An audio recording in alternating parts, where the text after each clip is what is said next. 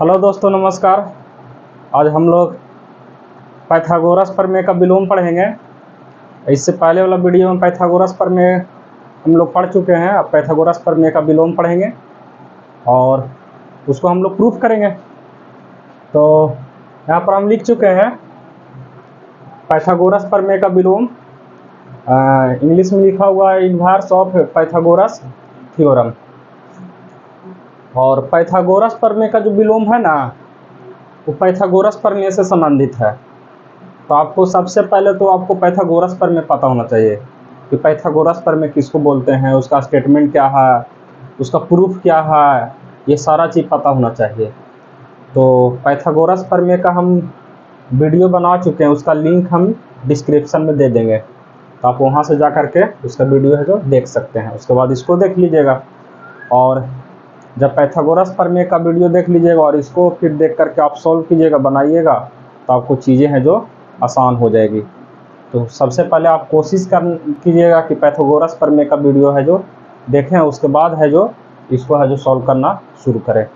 तो चलिए हम शुरू करते हैं पाइथागोरस प्रमेय का विलोम। पाइथागोरस प्रमेय के विलोम का कथन है कि यदि किसी एक त्रिभुज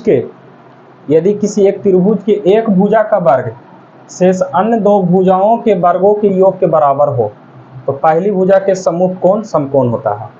जैसे कहने का मतलब है कि ए बी सी एक त्रिभुज है, तो कहा दिया कि ए बी सी जो त्रिभुज है, इस त्रिभुज में एक भुजा का जो वर्ग हो ना, उस शेष दो भुजा के वर्ग के योग के बराबर हो। तो हमको साबित कर देना है कि पहली भुजा यानी कि इस भुजा के सामने का कोण, ये जो कोण है ना, ये 90 डिग्री है। ये सिद्ध करके लाना है।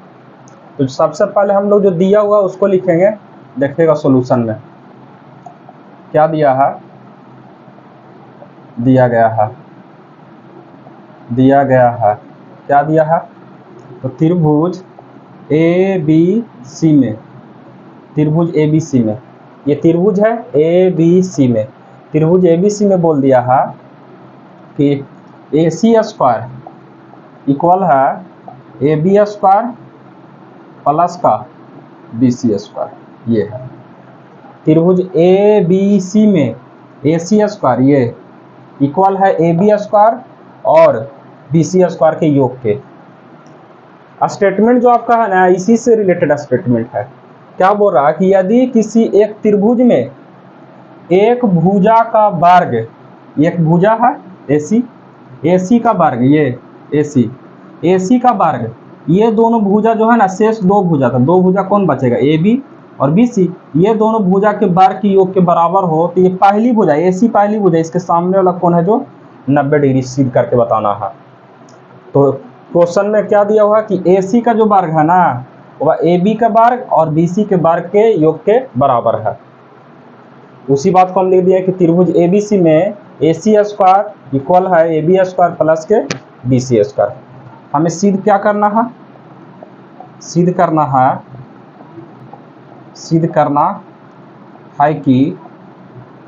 करना है कि एंगल B जो है, ये एंगल B ये जो है ना, ये 90 डिग्री है। ये सिद्ध करना है, ये एंगल B जो है 90 डिग्री है। तो सबसे पहले हम लोग एक रचना करेंगे।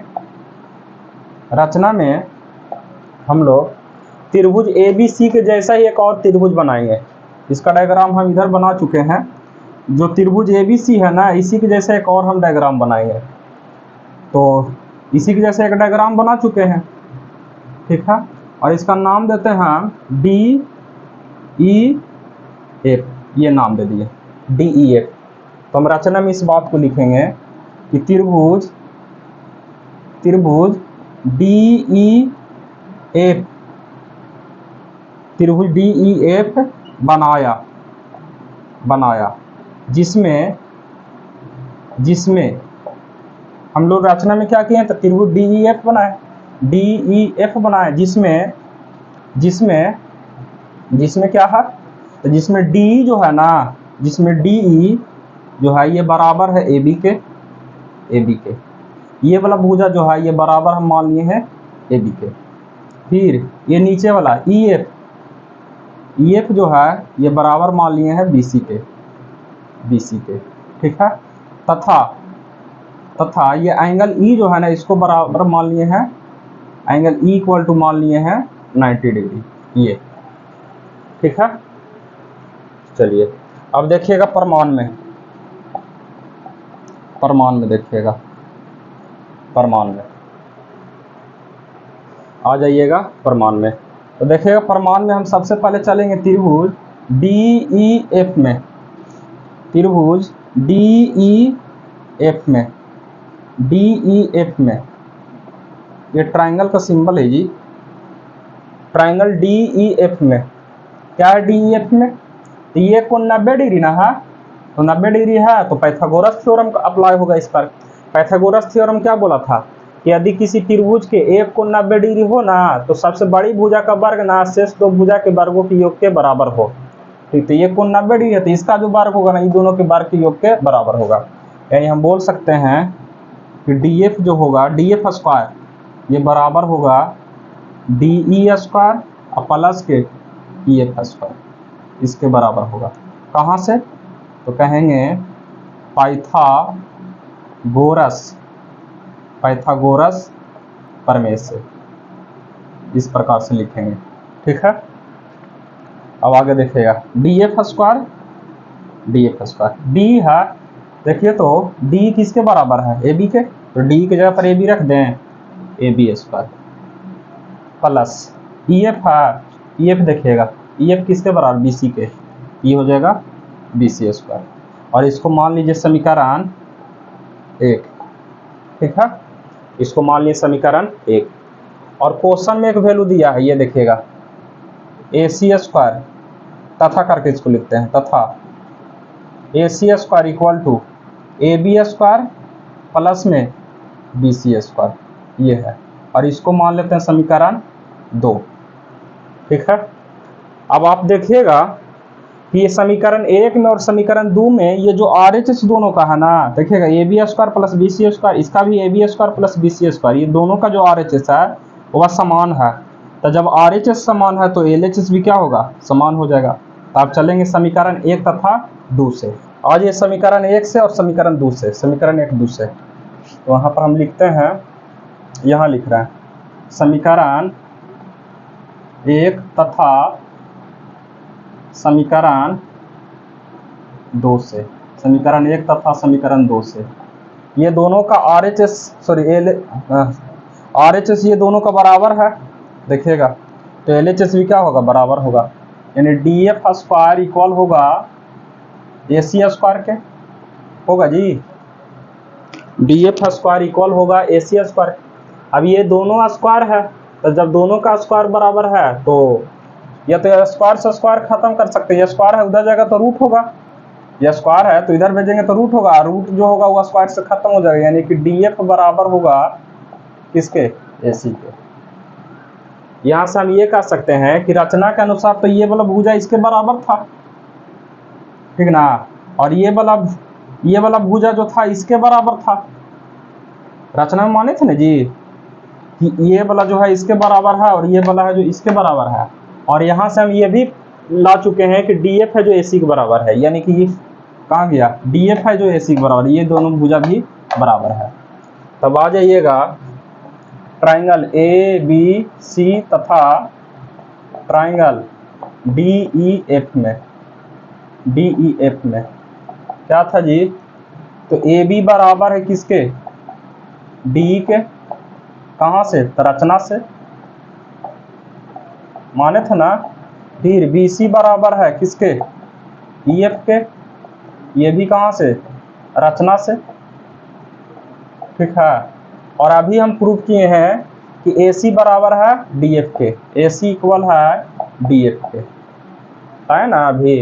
यानी कि ये वाला भुजा इसके बराबर है, ये वाला भुजा इसके बराबर है, और ये वाला जो सबसे बड़ी भुजा है ये सबसे बड़ी भुजा के बराबर है। यानी हम बोल सकते हैं, इसलिए कह सकते हैं कि त्रिभुज ABC जो है ये सर्वांगसम है, सर्वांगसम है किसके? त्रिभुज DEF के। कैसे? तो साइड साइड साइड, भुजा भुजा भुजा, सर्वांग समता से, सर्वांग समता से, ठीक ना, सर्वांग समता से, ये हो गया। और फिर हम लोग पढ़े हैं, इसको मिटा देते हैं, और फिर हम लोग पढ़े हैं ना कि जो सर्वांगसम त्रिभुज होती है ना, उसके संगत भुजा तो बराबर होता ही है। जैसे ये वाला बराबर इसके था, ये बराबर इसके था, ये बराबर इसके था, संगत भुजा बराबर तो होबे करता है, साथ ही साथ संगत कोण भी बराबर होता है। तो इसलिए हम कह सकते हैं, कि एंगल जो बी होगा ये बराबर होगा किसके, तो एंगल ई के होगा। आगे देखिए, तो एंगल बी बराबर, और एंगल ई का मान कितना माने थे रचना में, 90 डिग्री माने थे। ये एंगल ई की जगह पर कितना रख देंगे, 90 डिग्री, और यही तो हमको लाना था, इसको अतः करके लिख देंगे, अतः angle B equal to 90 degree, यही हमको प्रूफ करना था। आप यहाँ पर लिख सकते हैं कि सर्वांगसम